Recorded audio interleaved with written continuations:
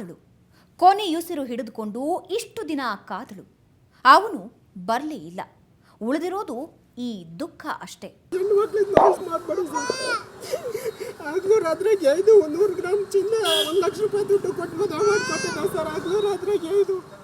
ಈ ದೃಶ್ಯ ನೋಡಿದ್ರೆ ಹೃದಯ ತುಂಬಿ ಬರುತ್ತಲ್ವಾ? ಆ ಕಂದ ಅಳಬೇಡ ಅಂತ ಕಂಬನಿ ತುಂಬಿಕೊಂಡು ಕಣ್ಣೀರೊರೆಸೋದಕ್ಕೆ ಹೋಗೋ ಈ ದೃಶ್ಯವನ್ನ ನೋಡಿದ್ರೆ ಎಂಥವರ ಮನಸ್ಸಾದ್ರೂ ಕರಗತ್ತೆ. ಅಯ್ಯೋ ಪಾಪ ಅನ್ನಿಸದೇ ಇರಲ್ಲ. ಆದ್ರೆ ಇದನ್ನ ನೋಡಿ ಅವನು ಕರಗಲೇ ಇಲ್ಲ.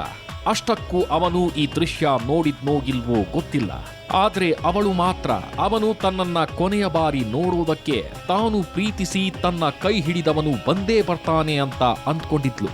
ಆತನ ಕನವರಿಕೆಯಲ್ಲೇ ಬೆಂಗಳೂರಿನ ವಿಕ್ಟೋರಿಯಾ ಆಸ್ಪತ್ರೆಯ ವಾರ್ಡ್ನಲ್ಲಿ ಕಣ್ಮುಚ್ಚಿದ್ಲು. ಆಕೆಯ ಹೆಸರು ಮಮತಾ. ಚಿಕ್ಕಮಗಳೂರು ಮೂಲದ ಮಮತಾ ಬೆಂಗಳೂರಿನ ಗಾರ್ಮೆಂಟ್ಸ್ ಒಂದರಲ್ಲಿ ಕೆಲಸ ಮಾಡಿಕೊಂಡು ಕೆಂಗೇರಿಯಲ್ಲಿ ವಾಸವಾಗಿತ್ತು. ಆವತ್ತು ತಾಯಿಯನ್ನ ನೋಡೋದಕ್ಕೆ ಅಂತ ಊರಿಗೆ ಹೋದವಳು ವಾಪಸ್ ಹತ್ತಿದ್ದು KSRTC ಬಸ್ಸನ್ನ. ಅದು ವಾಪಸ್ ಬೆಂಗಳೂರು ತಲುಪಲೇ ಇಲ್ಲ.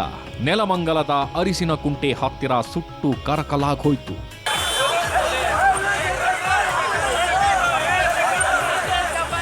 ನಾವು ಚಿಕ್ಕಮ್ಮ ಇನ್ನೇನೋ ಬಂತು ಸ್ಟಾಪು ಇಳಿಯೋಣ ಅಂತ ತಿರುಗಿ ನೋಡೋ ಅಷ್ಟರೊಳಗೆ ಆಗಲೇ ಅರ್ಧ ಬಸ್ ಬಂದೇ ಬಿಟ್ಟಿತ್ತು. ಬೆಂಕಿ ನಮ್ಮ ಚಿಕ್ಕಮ್ಮನ್ನು ಎಳ್ಕೊಂಡೆ. ಯಾರೋ ತಳ್ಳಿದ್ರು, ಅವರು ಬೀಳ್ತಾರೆ ಅಂದರೆ ಅವ್ರು ಸ್ಟೇರಿಂಗ್ಸಿಗೆ ಹಾಕೊಂಡ್ಬಿಟ್ಟು ಬೆಂದೋದ್ರು. ಕಂಡಕ್ಟ್ರು ದಿಂಬ ಹಾಕೊಂಡು ಆರಾಮಾಗಿ ಮನ್ಗಿದ್ರು.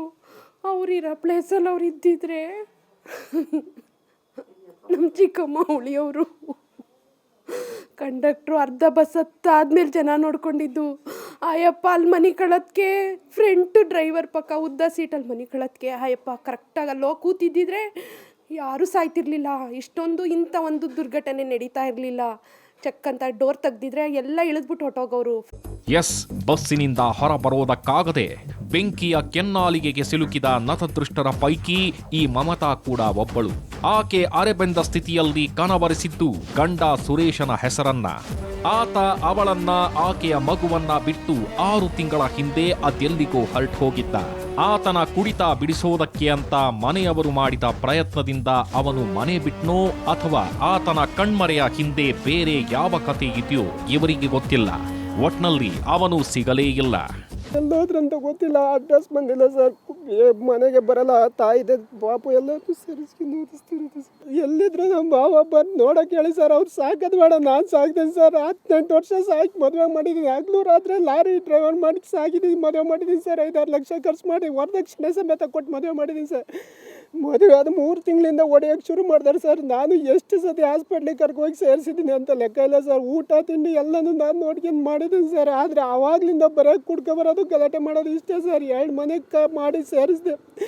ಕುಡಿಯೋದು ಬಿಡ್ಸೋಕ್ಕೆಲ್ಲ ಸೇರಿಸಿದೆ. 6 ತಿಂಗಳಿಂದ ಅಡ್ರೆಸ್ ಇಲ್ಲ ಸರ್. ಅವನನ್ನ ನೋಡ್ದೇನೆ ಮಮತಾ ಕಣ್ಮುಚ್ಚಿದ್ಲು. ಮಗುವನ್ನ ಅನಾಥವಾಗಿಸಿದ ಕೊರಗಲ್ಲೇ ಕೊನೆಯುಸಿರೆಳೆದ ಆಕೆಯ ಆತ್ಮಕ್ಕೆ ಶಾಂತಿ ಸಿಗಲಿ. ಹೃದಯವಂತರು ಆ ಮಗುವಿನ ಭವಿಷ್ಯವನ್ನ ಸುಂದರವಾಗಿಸ್ಲಿ.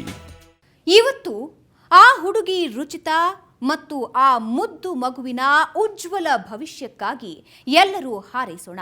ನಾಳೆ ಅಪರಾಧ ಜಗತ್ತಿನ ಮತ್ತೊಂದು ಸ್ಟೋರಿಯೊಂದಿಗೆ ಭೇಟಿಯಾಗ್ತೀನಿ.